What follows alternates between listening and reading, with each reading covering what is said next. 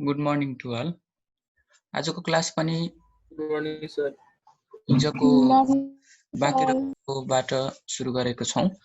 cos 20 degree, cos 40 degree, cos 60 degree, cos 80 degree equal to 1/16 हामीलाई prove गर्नु छ। त्यसको लागि हामीले के गरौँ भने एलएचएसमा दिएका भ्यालुजहरू ट्रिगोनोमेट्रिक रेसियो सहितका नम्बरहरूलाई चाहिँ लेखेर राखौँ एलएचएसतिर। अनि त्यस पछाडिको काम भनेको हामीसँग यहाँ एउटा भ्यालु रहेछ cos 60 डिग्री।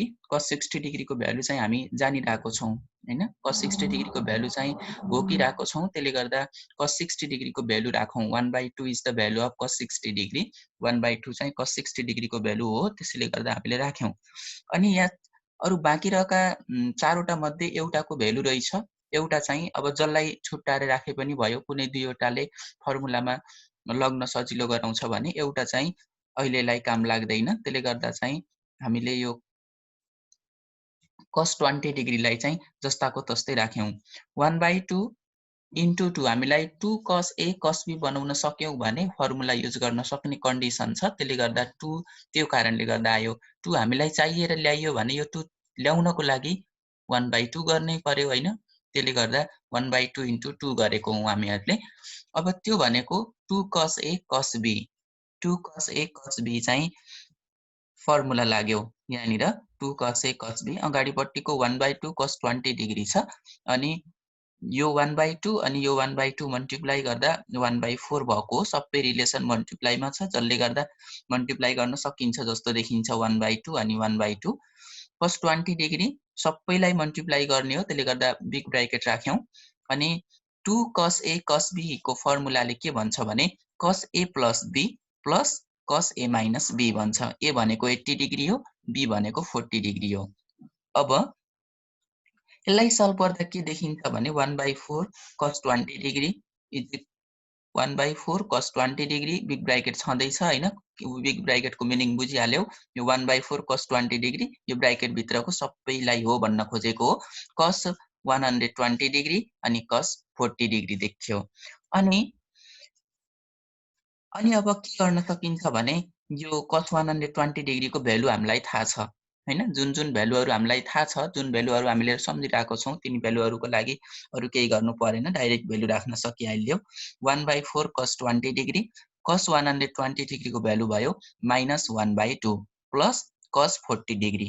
cos 40 डिग्री चाहिँ यहाँबाट 80 डिग्री माइनस 40 डिग्री गर्दा आएको चिज जसको भ्यालु थाहा छैन, त्यसलाई हामीले राख्यौं।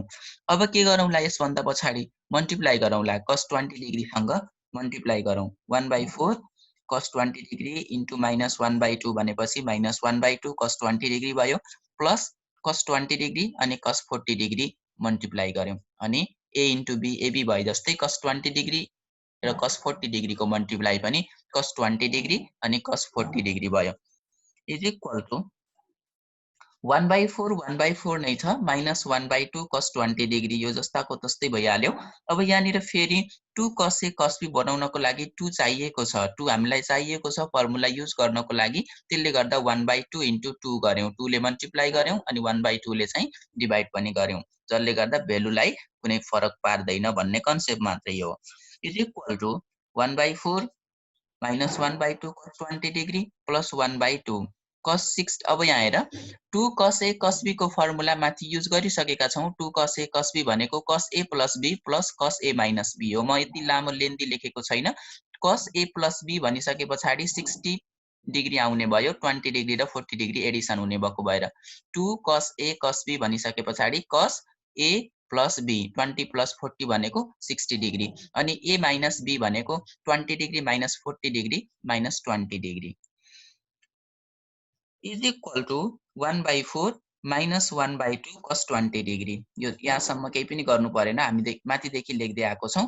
अब यहाँनिर हेर 1/2 1/2 नै भइहाल्यो। cos 60 डिग्रीको भ्यालु फेरि 1/2 cos 60 डिग्रीको भ्यालु राख्यौं, प्लस cos minus थीटा भनेको cos थीटा हो।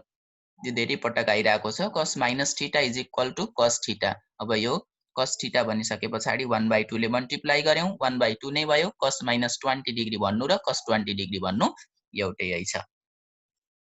इज इक्वल टु 1/4 अनि 1/4।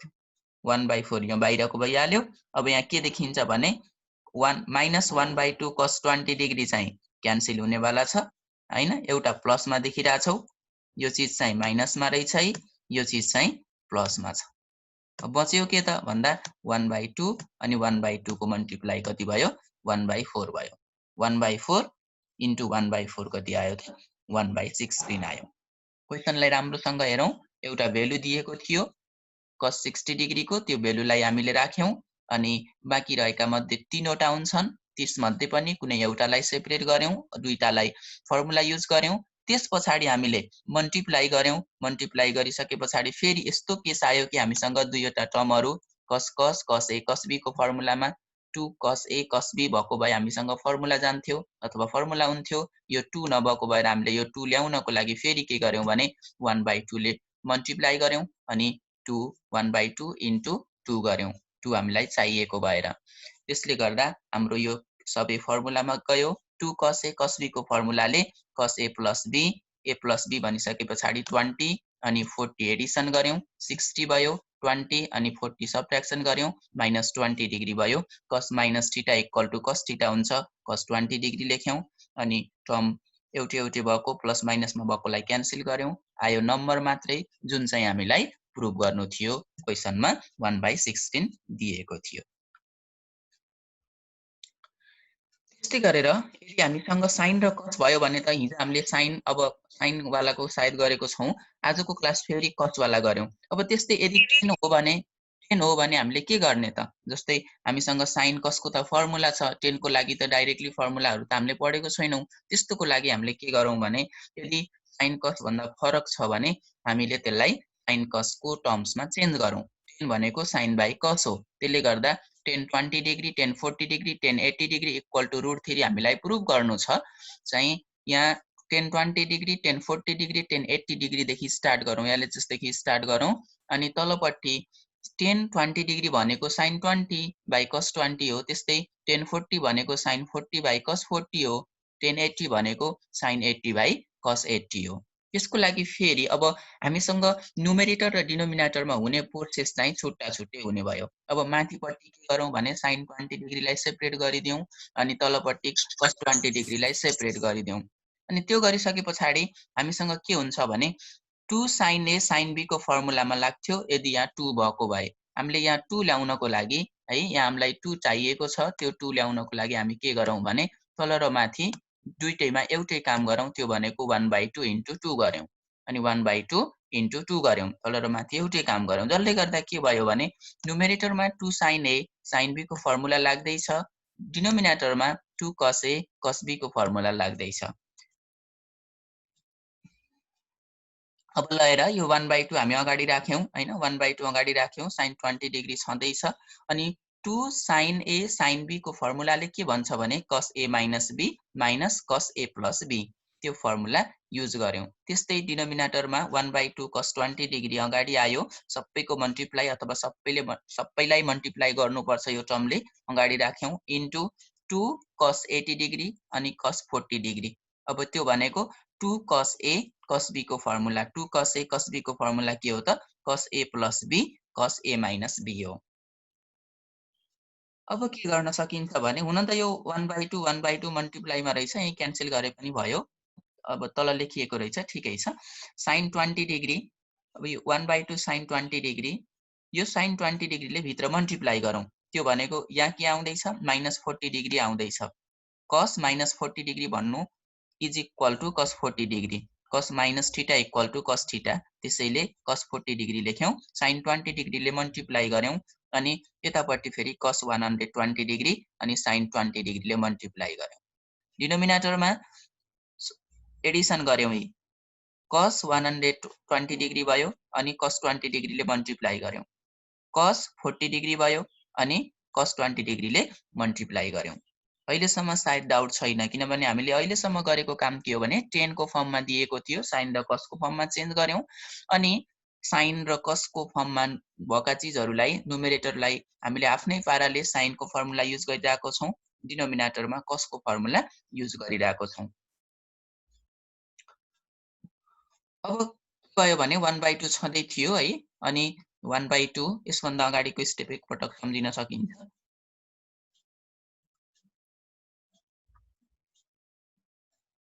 1/2 अब ल हेर है, यो भनेको के हो त, हामीलाई अब यसको त भ्यालु छँदैछ, cos 120 डिग्रीको त भ्यालु युज गर्न सकिन्छ, डाइरेक्टली भ्यालु राख्न सकियो।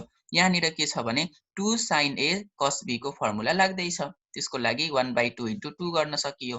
अनि तलपट्टि पनि cos 120 डिग्रीको भ्यालु राख्न सकिन्छ, यतापट्टि 1/2 * 2 गर्न सकिन्छ, जुन काम चाहिँ हामीले यहाँ गरेको छौं। 1/2 चाहिएको थियो अथवा 2 चाहिएको थियो हामीलाई, त्यसले गर्दा 1/2 * 2 गर्यौं, यतापट्टि चाहिँ भ्यालु छ, जुन भ्यालु चाहिँ राखेको छौं -1/2 भइहाल्यो। त्यस्तै गरेर यसभन्दा तलतिर फेरि के भयो भने ल हेरौं, 1/2 छँदैछ, मैले अहिले भने थिएँ 1/2 यो क्यान्सल गर्दै पनि भयो, हिँडालेको हिँडाली गर्नु भन्दा हैन, 1/2 क्यान्सल गरौँ। बाँकी रह्यो माथि 1/2 * अब 2 sin A cos B को फर्मुलाले के भन्छ भने sin A + B + sin A - B। sin A + B, A भनेको 20 डिग्री छ, B भनेको 40 डिग्री छ, त्यसलाई चाहिँ 2 sin A cos B भनेको sin A + B + sin A - B हो। अनि यतापट्टि ल हेर, यहाँ -1/2 छ, माइनस अनि यो माइनस चाहिँ प्लस भयो, 1/2 sin 20 डिग्री भयो। अनि तलपट्टि 1/2 - 1/2 छँदैछ है, यो 1/2 त क्यान्सल गरेको हौं, थाहा भयो होला, 2 र 2 क्यान्सल गरेको हो। अनि -1/2 cos 20 डिग्री प्लस यतापट्टि फेरि त्यही फर्मुलामा लैजाँदै छु, 1/2 2 cos A cos B, 2 cos A cos B बनायौं। त्यस पछाडिको अब एडिसन सब्ट्र्याक्सन गर्दा माथि जे आउँछ त्यही लेखौं, 1/2 छँदैछ, sin 60 degree plus sin -20 degree plus 1/2 sin 20 degree जे छ त्यही लेख्यौं। तलपट्टि फर्मुलामा लग्यौं, -1/2 cos 20 डिग्री प्लस 1/2 छँदैछ, यो 1/2 यो पुरैलाई मल्टिप्लाई गर्नुपर्छ, त्यसले गर्दा हामीले ब्राकेट राखेको छौं, curly bracket. cos A cos B भनेको cos A + B हो, 20 + 40 डिग्री भनेको 60 डिग्री भयो, प्लस cos A - B हो, 20 डिग्री - 40 डिग्री भनेको -20 डिग्री भइहाल्यो। अनि 1/2 छँदैछ, sin 60 डिग्रीको भ्यालु राखौं √3/2, अनि यहाँ माइनस sin - θ भनेको -sin θ हो, लेखौं है, आरएचएसमा कतै टुप्पामा लेखौं, कपी साइडमा लेखौं, sin - θ = -sin θ हो, त्यसले गर्दा -sin θ भनेको 1/2 ले मल्टिप्लाई गरेको छौं, यो माइनस फेरि यो प्लसलाई चेन्ज गराउन आयो, जसले गर्दा -1/2 sin 20 degree plus 1/2 sin 20 degree छँदैछ। अब के देखिन्छ त भन्दा यो टर्म अनि यो टर्म चाहिँ एउटै देखिन्छ, क्यान्सल भयो।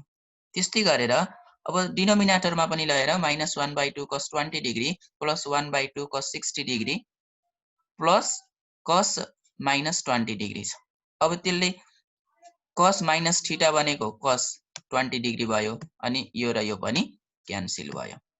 त्यस पछाडिको टर्म भनेको बाँकी रहेको √3/4 अनि 4 छ, अनि के भयो त 4 अनि 4 4 4 4 चाहिँ क्यान्सल भयो हैन, 4 र 4 चाहिँ क्यान्सल भयो।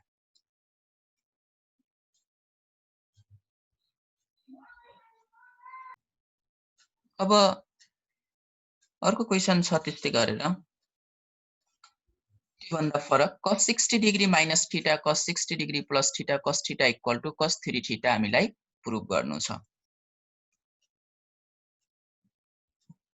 क्वेशन यहाँ तिमीहरुको बुककै क्वेशन हो यो, सायद यहाँ 1/4 अथवा के छ है प्रुभ गर्नु, मैले त्यो क्लियरली भएन कि जस्तो लागेको छ, त्यही पनि हेरौं सल्भ गर्दाखेरि जे आउँछ त्यसैलाई मान्यता दिन सकिन्छ। cos 60 degree minus θ cos 60 degree plus θ cos θ = 1/4 cos 3θ हामीलाई प्रुभ गर्नु छ। एलएचएस मा दिएका टर्महरुलाई लेखौं। यस्तोमा हामी के गरौं भने, ल तिमीसँग यहाँ धेरै अप्सन छ है, सुरुमा कुन चाहिँ बाटो सोच्यौ भने ठाउँमा पुगिन्छ भन्ने कुरा चाहिँ ख्याल गरौं। अब तिमीले यहाँ cos a minus b cos a plus b को फर्मुला युज गर्न सक्छौ, लेन्दी होला त्यतातिर गयो भने। मैले यहाँनिर के गरे भने 1/2 into 2 हैन 2 यसलाई यो पुरैलाई यहाँदेखि यहाँसम्मको टर्मलाई चाहिँ cos a cos b बनाउला भनेर, यहाँसम्मलाई cos a यतापट्टिको हैन यो 60 डिग्री माइनस थीटालाई चाहिँ a मान्ने अनि यतापट्टिकोलाई फेरि b मान्ने, 60 डिग्री प्लस थीटा पुरैलाई है, यो पुरैलाई चाहिँ b मान्ने। त्यो गर्यो भने के हुन्छ भने 1/2 into 2 2 चाहिएको थियो हैन, त्यसले गर्दा 1/2 into 2 गर्यौं।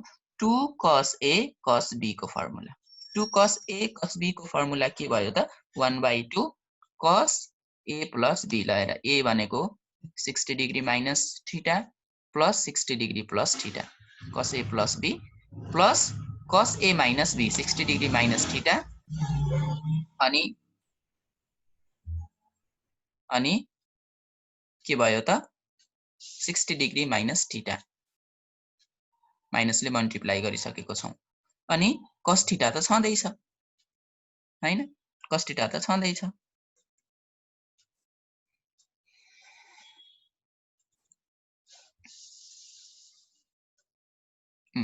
cos थीटा छँदैछ। त्यसपछि लगाए अब के भयो त यसमा चाहिँ क्यान्सल हुन सक्ने टर्महरुलाई क्यान्सल गर्दियौ, थीटा थीटा क्यान्सल भयो अनि 60 डिग्री क्यान्सल भएको छ, cos 120 डिग्री नम्बर एडिसन गर्यौं plus cos theta theta addition गर्यौं -2 थीटा cos थीटा भयो। अब cos -2 theta minus cos 2 theta, cos minus theta equal to cos theta भने जस्तै अब यो cos 2 थीटा भइहाल्यो। अनि 1/4 भनेको cos 120 डिग्री को भ्यालु 1/2 भयो -1/2 -1/2 र 1/2 मल्टिप्लाई गर्दा -1/4 अनि यो cos थीटा छ नि यसले मल्टिप्लाई गरेको cos थीटा प्लस यो cos 2 थीटा भइहाल्यो अनि यो 1/2 यसको पनि हो बिग ब्र्याकेट राखेको छौं 1/2 cos 2 थीटा cos थीटा भयो अनि -1/4 cos थीटा अनि यतापट्टि के छ त 1/2 लगाएर है, यो यहाँनिर के देखिन्छ भने 2 cos a cos b बनाउन पायौं भने फर्मुलामा जाँदैछ। 2 cos a cos b त्यो भनेको त फेरि उयो हामीसँग भएको टर्म यो हो, यसलाई चाहिँ हामीले पछाडीको पार्टलाई चाहिँ 2 cos a cos b भनेको cos a plus b cos a minus b बनायौं अनि यसलाई सल्भ गर्दाखेरि 1/cos 4 थीटा अनि 1/cos 1/4 cos theta 1/4 cos theta plus र माइनसमा रहेछ क्यान्सल भयो, बाँकी रहेको टर्म 1/4 cos 3 थीटा चाहिँ के भयो त सोलुसन भयो। सर पछाडीको स्लाइडमा लगाइदिनु न।